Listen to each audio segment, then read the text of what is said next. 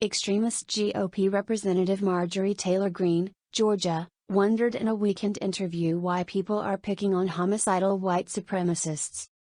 She said that there are so many other criminals to complain about instead, like undocumented immigrants.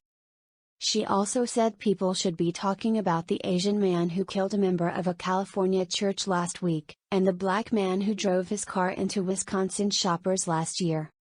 She added, incongruously, that it shouldn't be about race.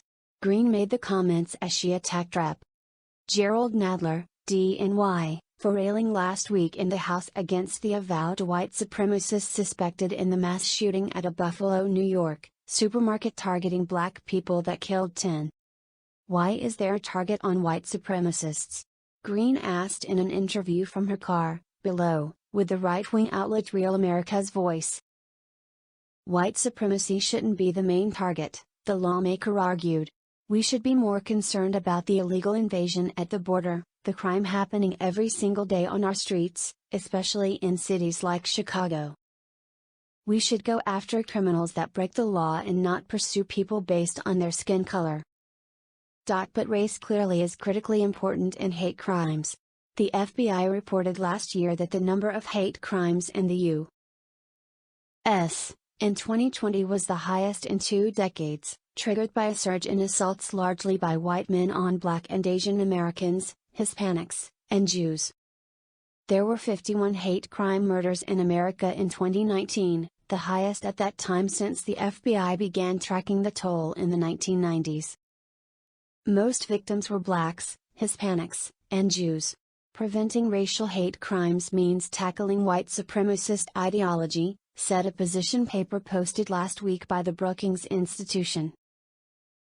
Over the past 20 years, the number of hate groups in the U.S. has jumped 100%, it noted. Nadler's reference to the Buffalo shootings that so incensed Greene was part of his argument to pass the Domestic Terrorism Prevention Act to crack down on the problem. The bill is supported by Democrats, but Republicans are lukewarm. Nadler also referred to the killing of more than 20 people in an El Paso, Texas, store in 2019 and the shooting deaths of 11 people at the Tree of Life Synagogue in Pittsburgh in 2018. The killings all involved white shooters inspired by the Great Replacement conspiracy theory, which baselessly claims there's a plot to replace whites with people of color, immigrants and Jews. Greene's reference to an immigrant invasion was an apparent dog whistle to believers in the imagined plot. Rome, Georgia, CNN Jennifer Strahan walked up and down the main street of Representative Marjorie Taylor Greene's hometown with a mission, to make sure as many potential voters as possible know who she is before Tuesday's Republican primary. A first-time candidate and the most formidable of Greene's 5 primary opponents, Strahan has the backing of the Republican Jewish Coalition PAC and the POCs of some major local and national businesses, including UPS and International Paper. ViewPAC, the leading organization dedicated to recruiting and electing Republican women to Congress, is opposing an incumbent for the first time by endorsing Strahan against Greene. The controversial Greene is often mentioned in the same breath as other Donald Trump acolytes in the U.S. House, such as North Carolina Rep. Madison Cawthorn, who lost his primary earlier this week. But unlike in the Tar Heel state, where Republicans, including the state's junior GOP senator, mobilized against Cawthorn, Greene hasn't encountered the same level of organized opposition, or spending, against her.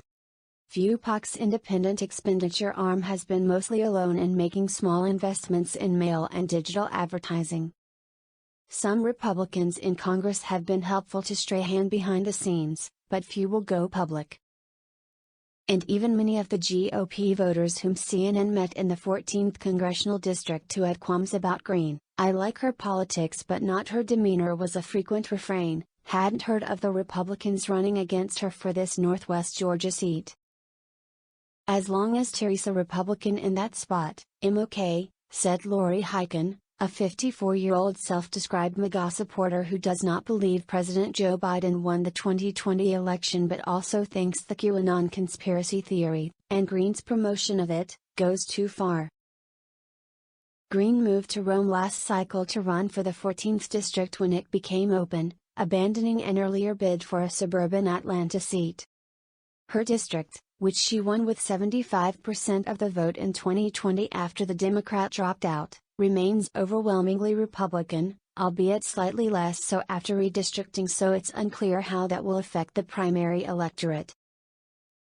Greene's campaign signs are more easily spotted on the outskirts of Rome, where eclectic restaurants and shops quickly give way to Dollar Generals and open land.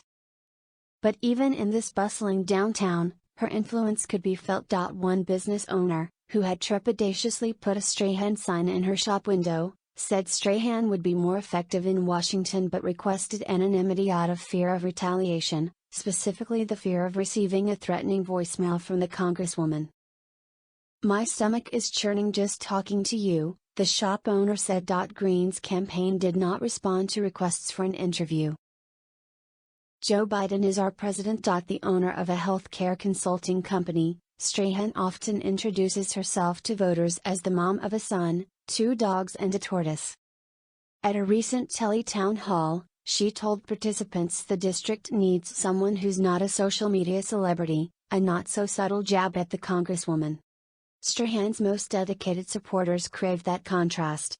"Our current representative is everything the left wanted Trump to be, and that she's just ineffective and loud," said 39-year-old Josh Brown of Rockmart, who recognized Strahan at a local coffee shop and stopped her to say hello. Hess enthusiastic about her candidacy, calling her mature and resolved, House GOP leadership condemned Greene for speaking at a white nationalist conference in February. It wasn't too long ago that House Republicans voted to kick then Representative Steve King of Iowa off his committees in Congress after he made comments that were sympathetic to white supremacists. Soon after, King was defeated in a 2020 primary. But party leadership has largely tolerated Greene, with House Minority Leader Kevin McCarthy recently traveling to the U.S.-Mexico border with her, a sign of just how closely House Republicans have embraced Trump's most loyal followers in their conference ahead of what could be another Trump White House bid in 2024. The Democratic majority in the House, along with 11 Republicans, voted to strip Greene of her committee assignments last year after her past statements indicating support for political violence as well as anti-Muslim and anti-Semitic comments were unearthed.